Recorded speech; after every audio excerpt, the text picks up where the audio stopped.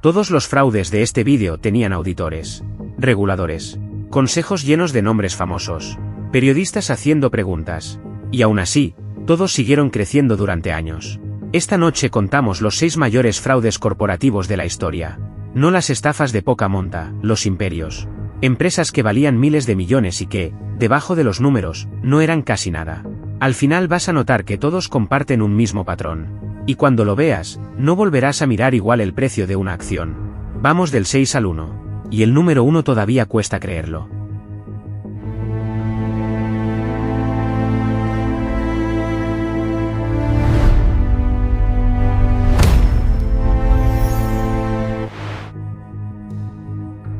Número 6.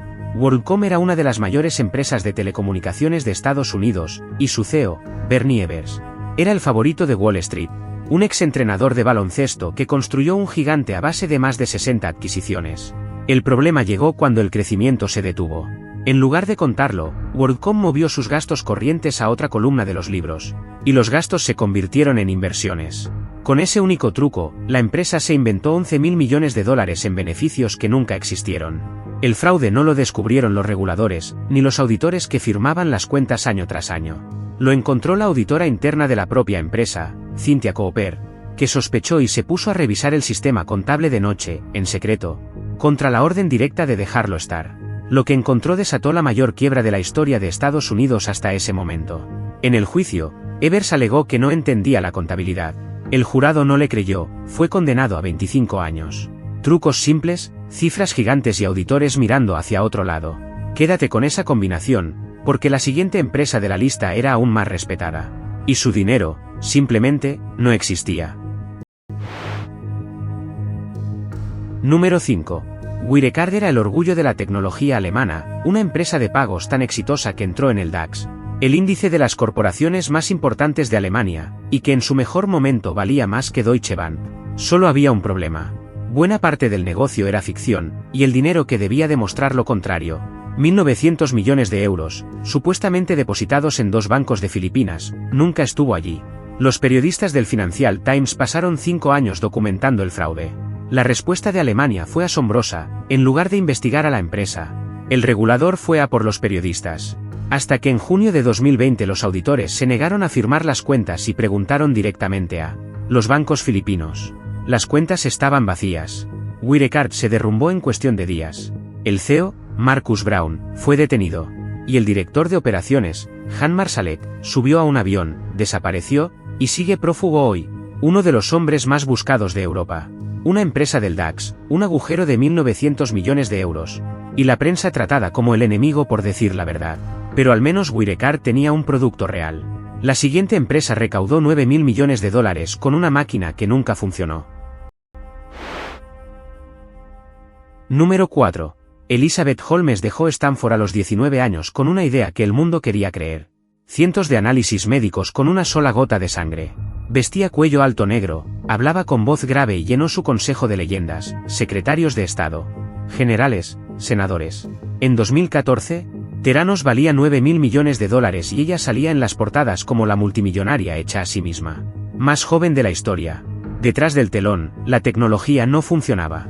Las famosas máquinas daban resultados poco fiables.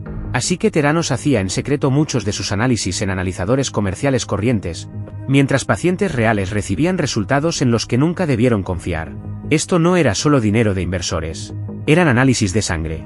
En 2015, un periodista del Wall Street Journal empezó a tirar del hilo. Y la historia de los 9.000 millones se vino abajo.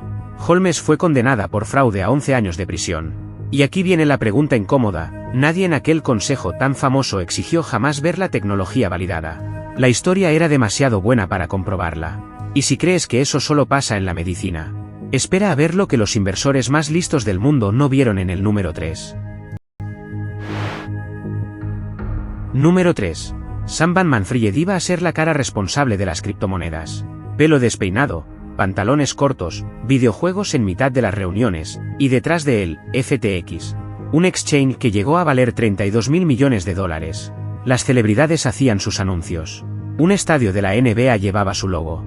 Los políticos aceptaban sus donaciones. Fondos de inversión sofisticados le transferían fortunas, algunos sin haber visto jamás una cuenta auditada.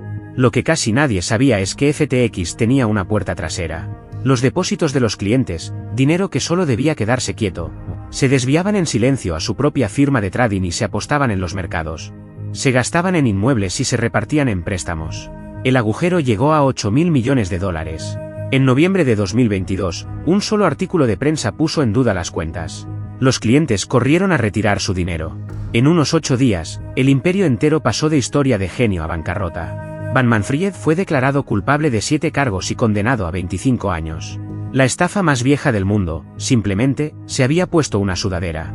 Y aún así, nada de esto se compara con los 2 nombres de la cima, empezando por la empresa que escribió el manual moderno de la mentira corporativa. Número 2. Enron. La revista Fortune la nombró la empresa más innovadora de Estados Unidos 6 años seguidos. Se enseñaba en las escuelas de negocios. A los empleados les decían que pusieran sus ahorros de jubilación en acciones de la empresa. Y la innovación, al final, estaba en la contabilidad. Enron apuntaba los beneficios hipotéticos de mañana como si fueran reales hoy, y enterraba sus deudas en un laberinto de empresas fantasma, entidades que existían, sobre todo, para que el balance no tuviera que decir la verdad. Cuando una ejecutiva avisó por escrito de que Enron podía implosionar en una ola de escándalos contables, la acción ya estaba cayendo. Pasó de $90 a menos de 1 en cerca de un año. En diciembre de 2001, Enron presentó la mayor quiebra que Estados Unidos había visto jamás. Más de 20.000 empleados perdieron su trabajo, y muchos perdieron con él su pensión. Su auditor, Arthur Andersen, una de las 5 mayores firmas contables del planeta, fue sorprendido destruyendo documentos de Enron y quedó destruido por el escándalo. El CEO, Jeffrey Skilling, fue condenado a 24 años. Enron se convirtió en la razón por la que las leyes contables cambiaron para siempre. Y sin embargo, el hombre del número 1 mantuvo su mentira aún más tiempo, delante de las narices del regulador. Número 1. Bernie Madoff no era un intruso. Era la realeza de Wall Street, expresidente del Nasdaq. Un hombre cuyo fondo era tan exclusivo que los inversores rogaban por entrar. Durante décadas entregó rentabilidades que nunca fueron espectaculares, solo imposiblemente estables. Los mercados se hundían, Madoff no, y la razón era simple: no había inversiones. Casi ninguna operación. Solo una cuenta gigante donde el dinero nuevo pagaba al viejo. Mientras se inventaban extractos que mostraban 65.000 millones de dólares que solo existían sobre el papel. Un analista privado, Harry Markopolos, demostró matemáticamente que esas rentabilidades eran imposibles, y avisó al regulador una y otra vez, durante años. No pasó nada. Hizo falta la crisis financiera de 2008 para lograr lo que los vigilantes no quisieron. Cuando demasiados inversores pidieron su dinero a la vez, la pirámide se quedó seca. Madoff confesó ante sus propios hijos, que lo denunciaron al día siguiente. Fue condenado a 150 años y murió en prisión. Fundaciones benéficas quedaron arrasadas. Familias lo perdieron todo. El mayor esquema Ponzi de la historia no se escondía en las sombras. Estaba sentado en el centro exacto de Wall Street, con el título del Nasdaq colgado en la pared. 6 fraudes. Un patrón. En todos los casos, los números eran demasiado buenos, demasiado suaves, demasiado perfectos, y la gente a la que se le pagaba por ser escéptica decidió no serlo. Los auditores firmaron. Los reguladores archivaron los avisos.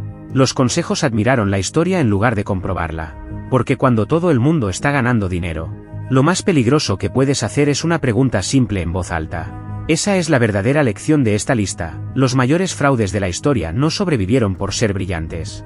Sobrevivieron porque nadie quería que parara la música. ¿Cuál de estos 6 te sorprendió más?